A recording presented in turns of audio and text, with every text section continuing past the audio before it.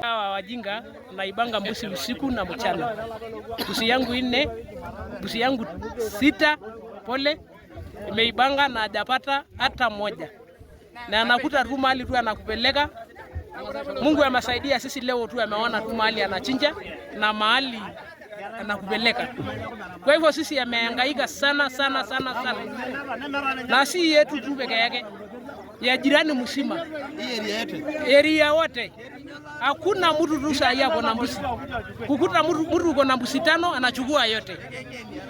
Kwa hivyo tu hiyo kitu imechoka sana na serikali isaidie. Watu wanakuanga naibia sisi mchana. Hii ni mbuzi ya ine sasa. Akituibia. Alafu anakuja kuiba mchana. Sasa watu ni wahalifu wabaya sana. Sasa tunaomba sasa serikali tukishika mtu kama huyu atusaidie, afunge kabisa.